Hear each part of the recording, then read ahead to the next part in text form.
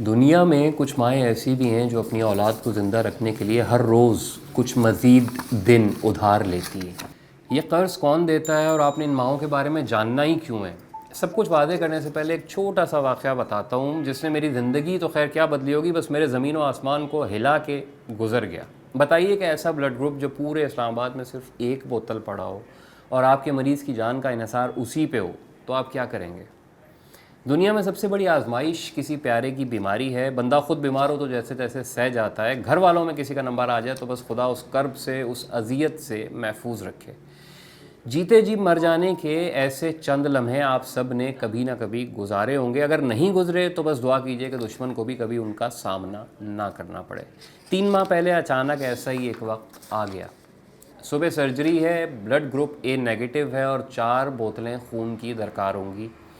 پیسوں وغیرہ کا معاملہ تب پڑتا ہے کہ جب دوا کھلے عام دستیاب ہو اور آپ کہیں سے بھی جا کے خرید لیں۔ اے نیگیٹو خون کہاں سے لیں گے؟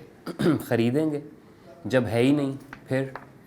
اس وقت کی بے بسی سوچیں اور کانپ جائیں کہ جب زندگی کا بالکل کچا سا دھاگا ایک 2 بوتل خون سے جڑا ہو اور بلڈ گروپ جو درکار ہے وہ سرے سے کہیں موجود ہی نہ ہو۔ فیس بک پہ مدد کی اپیل لگائی، کئی مزید دوستوں نے اپنے اپنے سوشل میڈیا پر وہ پیغام پھیلایا، کچھ عزیز رشتہ دار مدد کو آئے۔ 2 بوتلیں 24 گھنٹے میں کسی نہ کسی طرح بندوبست ہو گئیں۔ یہ نہیں علم تھا کہ اگلے 2 دن ایک پارٹی، پولیٹیکل پارٹی اسلام آباد کو بند کر دے گی اور 4 مزید اے نیگیٹو چاہیے ہوں گے۔ خون دینے والے موجود ہیں کہ جتنا مرضی نکال لو، مگر ان میں سے اے نیگیٹو کوئی نہیں ہے۔ پیسے موجود ہیں لیکن اے نیگیٹو کم از کم اسلام آباد کے اسپتالوں میں موجود نہیں اور باقی دنیا کے راستے بند ہیں۔ بے بسی ہے اور اضطراب اور وقت ہے کہ جیسے مٹھی میں بند ریت۔ خیال آیا کہ تھیلیسیمیا مرکز والوں کے پاس مکمل تفصیل ہوتی ہے، بلکہ بعض اوقات رضاکاروں کا ڈیٹا بھی ہوتا ہے۔ 2000 فون نمبروں کی لسٹ میں ایک نمبر تھا اظہر شیخ تھیلیسیمیا۔ انہیں فون کیا اور پوری صورتحال بتا دی۔ وہ مہربان آدمی 6 گھنٹے مسلسل رابطے میں رہے، ہر ممکن شخص کو تلاش کیا، کوئی بلڈ بینک نہیں چھوڑا، کوئی اسپتال ایسا نہیں تھا کہ جہاں فون نہ گیا ہو۔ 7ویں گھنٹے 2 بوتلوں کا بندوبست ہو گیا، لیکن دونوں شہر مکمل بند۔ احمقوں کا ہجوم سڑکوں پہ اور ہسپتالوں میں بے بس مریض۔ راولپنڈی کے ایک دوست سے درخواست کی، وہ سخت سردی میں کوئی راستے ڈھونڈ ڈھانڈ کر اپنی موٹر سائیکل پہ پہنچا گئے۔ ان کی یہ مدد بھی دل پہ لکھی گئی۔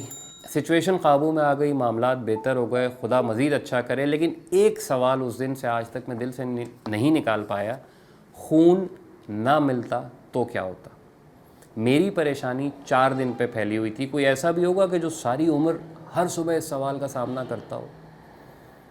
سوچیں، دنیا میں کچھ مائیں ایسی بھی ہیں جو اپنی اولاد کے لیے روز چند ہفتے ادھار لیتی ہیں۔ ان کے بچوں کا جسم نیا خون نہیں بنا سکتا اور جو بلڈ انہیں لگایا جاتا ہے وہ 20-25 دن سے زیادہ کام نہیں کرتا۔ ان جوان باپ ماؤں کے سیاہ بال سفید ہو جاتے ہیں، جسم 1 سال میں ڈھل جاتا ہے، آنکھیں اندر کو دھس جاتی ہیں، بھوک مر چکی ہوتی ہے اور آس اپنی سانس کی نہیں، بچے کے لیے اگلی بوتل خون کی ہوتی ہے۔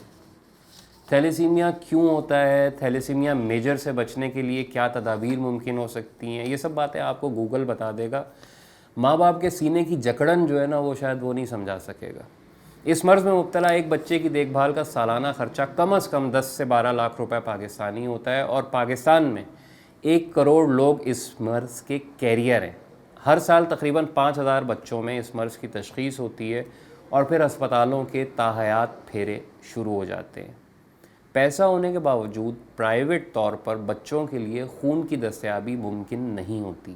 گھوم پھر کے والدین کو ان سینٹرز سے رابطہ کرنا پڑتا ہے جو صرف اسی مقصد کے لیے بنائے گئے ہیں اور وہیں سے اس ادھار زندگی کا سلسلہ بحال ہوتا ہے۔ اس تحریر کے صرف 3 مقصد ہیں۔ آپ کہہ سکتے ہیں کہ اللہ کی مرضی، بندہ بے بس ہے، اس کے بعد ایک ٹھنڈی آب بھر کے کھانا نوش جان کر سکتے ہیں۔ آپ دنیا میں کہیں بھی موجود ہوں، آس پاس کا تھیلیسیمیا سینٹر ڈھونڈ کے وہاں خون دے سکتے ہیں اور اپنا شمار خون دینے والے رضاکاروں میں کروا سکتے ہیں۔ ان بچوں کی مدد کے لیے جو بھی ادارہ قابل اعتماد لگے، آپ وہاں جا کے دوائیں، کھلونے یا نقد رقم جمع کروا سکتے ہیں۔ کچھ بھی نہیں کر سکتے تو اس پیغام کو بے شک اپنی تحریر بنا کے، میرا نام ہٹا کے بس آگے شیئر کر دیں۔ شکریہ۔